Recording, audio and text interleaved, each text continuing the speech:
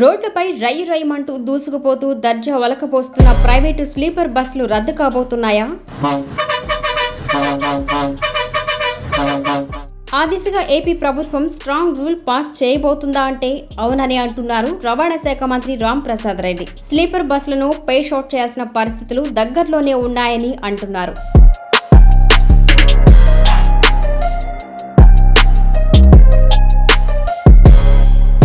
పక్క యాక్షన్ ప్లాన్తో private sleeper బస్సులను రద్దు చేయబోతున్నామనే సంకేతాలు ఇచ్చేశారు. వరుసగా జరుగుతున్న ప్రమాదాలు, వందల సంఖ్యలో ప్రాణ నష్టం, కనిపించని భద్రతా ప్రమాణాలు వంటి కారణాలతో ప్రైవేటు ట్రావెల్స్ పై కొరడా ఝులిపించేందుకు ఏపీ ప్రభుత్వం సిద్ధమవుతోంది.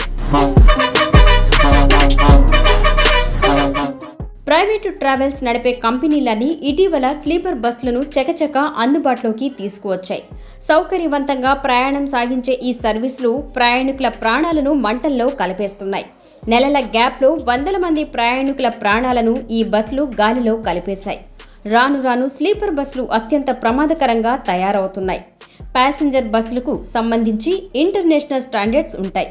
వాటిలో కనీసం 50% నియమాలను కూడా ఏపీలోని స్లీపర్ క్లాసులు పాటించడం లేదనేది ఇటీవల జరిగిన తనిఖీల్లో తేలిపోయింది.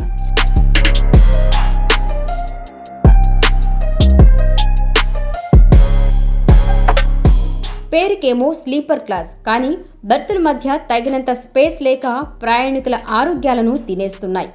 హాయిగా నిద్రపోవచ్చు అనుకుంటారు, కానీ బ్యాడ్ లక్ వెంటాడితే అదే లాస్ట్ స్లిప్ కావచ్చు. బస్లో స్పేస్ ఇరుకుగా ఉండటంతో ప్రమాదాలు జరిగినప్పుడు ఎమర్జెన్సీ ఎగ్జిట్కి వెళ్లలేక ప్రయాణికులు డేంజర్ జోన్లోనే పడిపోతున్నారు.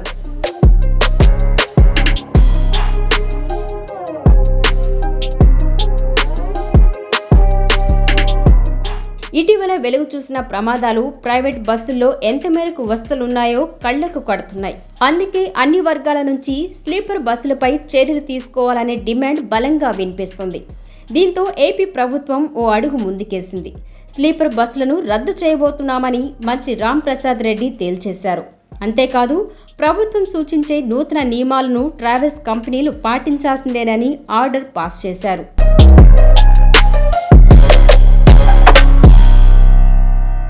ఏపీలో స్లీపర్ బస్సుల ప్రమాదాలపై జాతీయ మానవ హక్కుల కమిషన్ కూడా సీరియస్గా రియాక్ట్ అయింది.